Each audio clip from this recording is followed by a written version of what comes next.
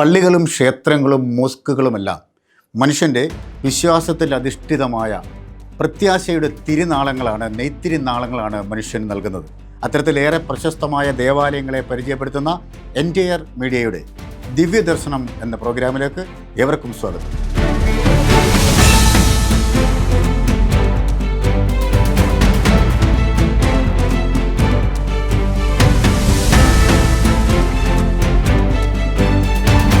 നമസ്കാരം. ചരിത്രത്തിൽ ഇടം നേടിയ അനേകായിരം വർഷം പഴക്കമുള്ള ഐതിഹ്യങ്ങൾ ഉറങ്ങുന്ന ഒരുപാട് ക്ഷേത്രങ്ങളുള്ള ഒരു ജില്ലയാണ് നമ്മുടെ കോട്ടയം. അത്തരത്തിൽ 1000-ലേറെ വർഷം പഴക്കവും ചരിത്രത്തിൽ ഇടം നേടിയതുമായ ഏറെ പ്രസിദ്ധമായ ഒരു ക്ഷേത്ര സന്നിധിയിലാണ് ഞാനിപ്പോൾ നിൽക്കുന്നത്. ലൈവ് ടിവിയുടെ എൻറ്റയർ മീഡിയ ടീമിൻ്റെ ദിവ്യദർശനം പ്രോഗ്രാമിലൂടെ ഞാൻ പരിചയപ്പെടുത്തുന്ന ഈ ക്ഷേത്രം കോട്ടയം ജില്ലയിലെ കുടയംപടിക്ക് അടുത്തുള്ള തിരുവാറ്റ ശ്രീരാമ ഹനുമാൻ സ്വാമി ക്ഷേത്രമാണ്. ശ്രീരാമ സ്വാമിയുടെയും ഹനുമാൻ സ്വാമിയുടെയും പ്രതിഷ്ഠകൾ അപൂർവമായുള്ള ക്ഷേത്രങ്ങളിൽ ഒന്നാണിത്. അപ്പോൾ ഇവിടുത്തെ പ്രധാന വഴിപാടുകളെക്കുറിച്ചും പ്രധാന ചടങ്ങുകളെക്കുറിച്ചും ചരിത്രങ്ങളെക്കുറിച്ചും ഒക്കെ പ്രിയപ്പെട്ട പ്രേക്ഷകരിലേക്ക് ഞങ്ങൾ എത്തിക്കുകയാണ്.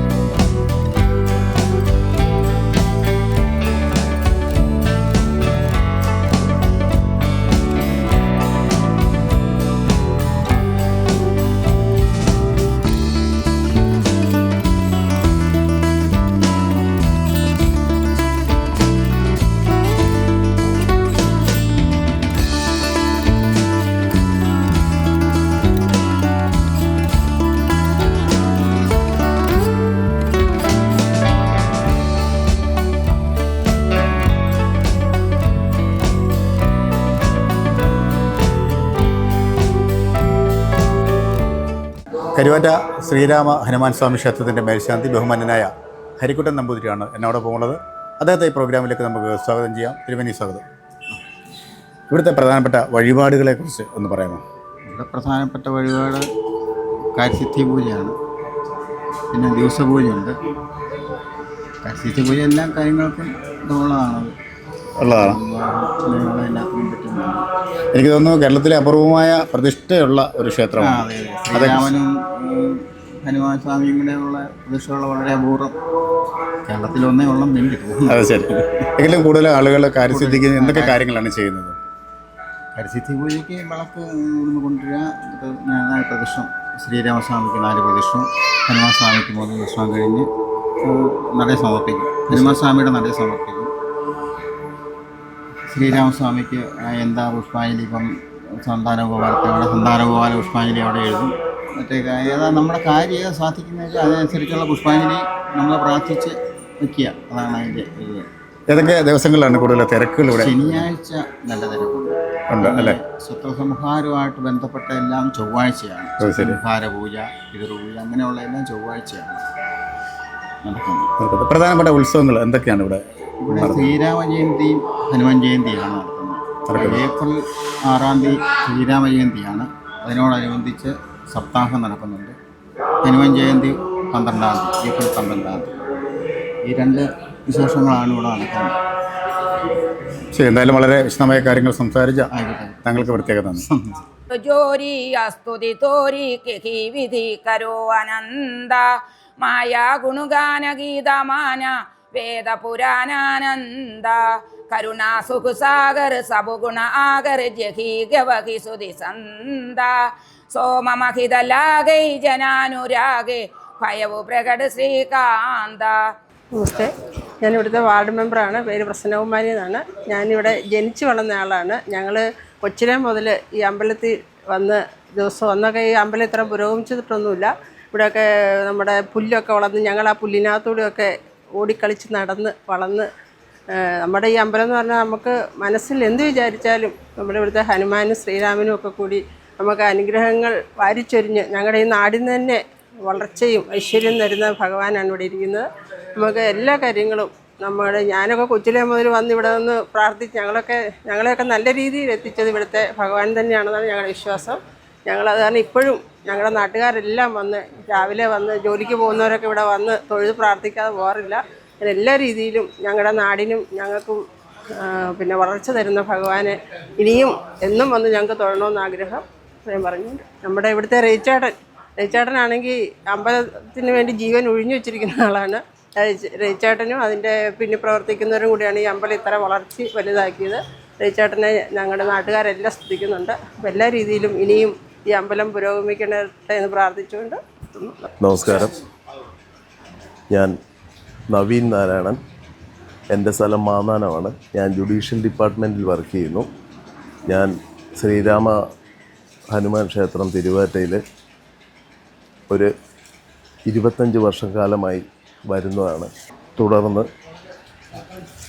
ജോലി തിരക്കും കുറച്ച് കാര്യങ്ങളുമായി ഇടയ്ക്ക് വരാൻ പറ്റാതെ വരുന്നു. എന്നാലും ഭഗവാനെ തൊഴുവാൻ സമയം കിട്ടുമ്പോഴെല്ലാം ഓടി വരാറുള്ളതാണ്.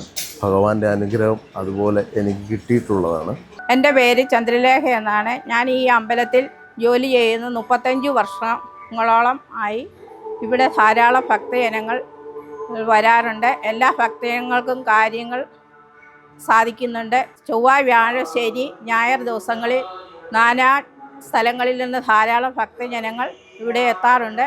എല്ലാവർക്കും നല്ല ഫലങ്ങളാണ് ഇവിടെ നിന്ന് ഭഗവാൻ സാധിച്ചു കൊടുക്കുന്നത്. എൻ്റെ വീട്ടിൽ തന്നെ പല അനുഭവങ്ങളും എനിക്കുണ്ടായി. കുഞ്ഞുങ്ങൾക്കൊക്കെ സുഖമില്ലാതെ ഡോക്ടർമാർ വരെ ഉപേക്ഷിച്ചിട്ടും അതിൽ നിന്നൊക്കെ രക്ഷ പ്രാപിച്ചത് ഭഗവാന്റെ അനുഗ്രഹത്താലാണ്. എൻ്റെ പേര് ലാലമ്മ. ഞാൻ വേളൂരാണ് താമസിക്കുന്നത്.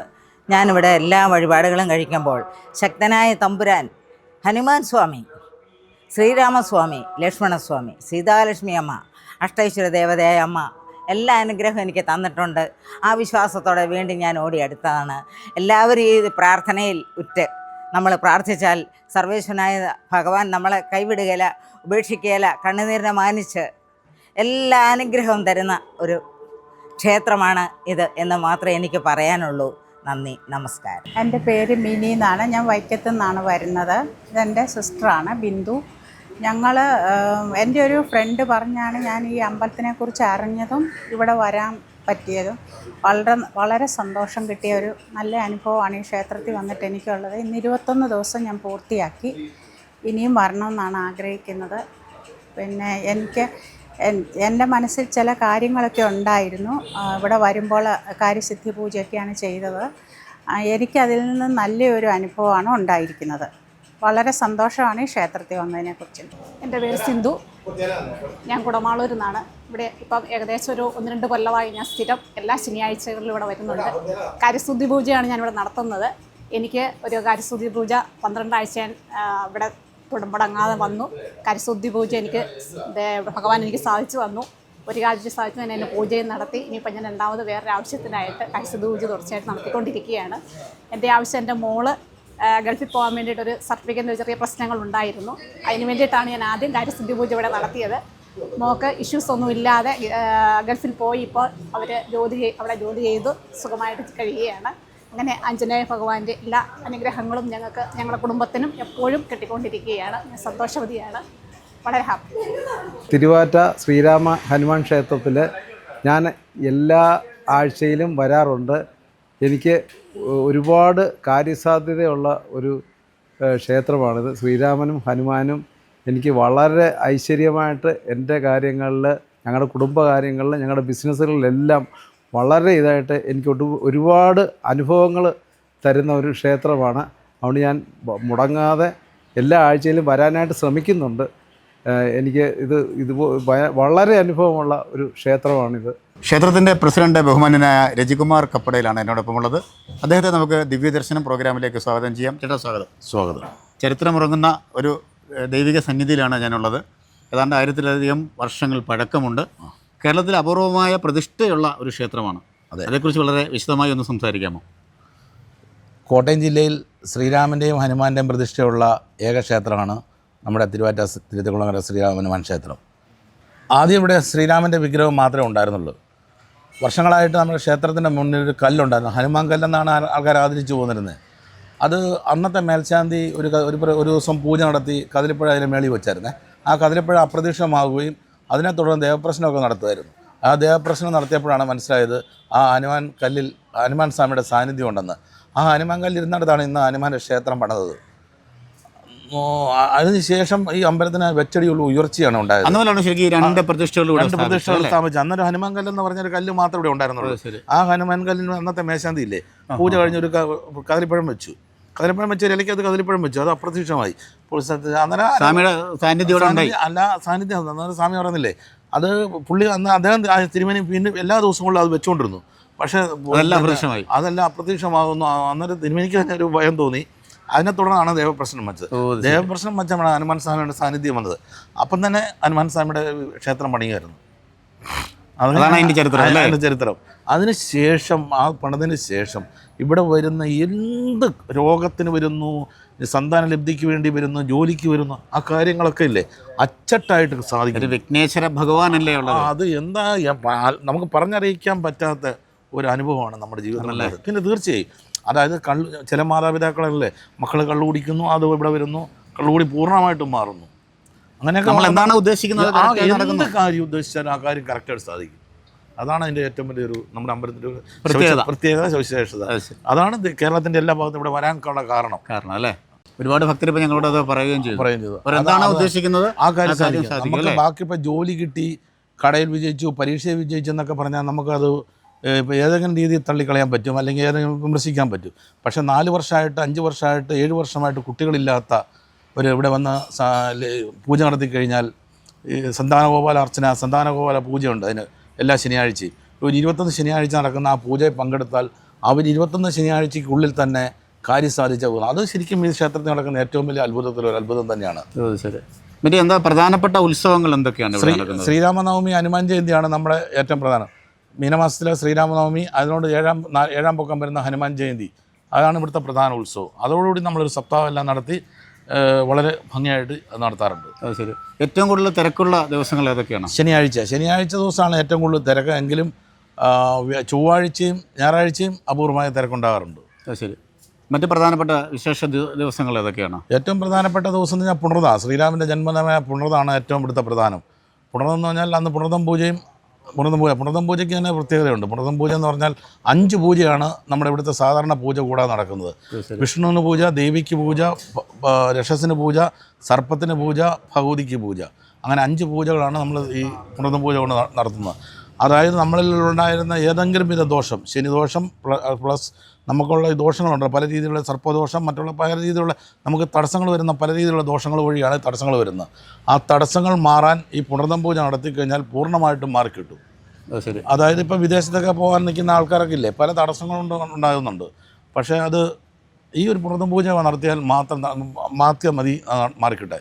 ശരി. എന്തായാലും വളരെ വിശദമായ ചരിത്രത്തെക്കുറിച്ചും ഇവിടുത്തെ വിശേഷങ്ങളെക്കുറിച്ചും ഒക്കെ പറഞ്ഞ വളരെ തിരക്കുള്ള സമയത്തും താങ്കൾ ഞങ്ങൾക്ക് പറഞ്ഞു തന്നു. അതിന് പ്രത്യേക നന്ദി. ശ്രീരാമ ഭഗവാന്റെയും വിഘ്നേശ്വര ഭഗവാന്റെയും അനുഗ്രഹം നമുക്ക് ഏവർക്കും ഉണ്ടാവട്ടെ എന്ന് പ്രാർത്ഥിക്കുന്നു.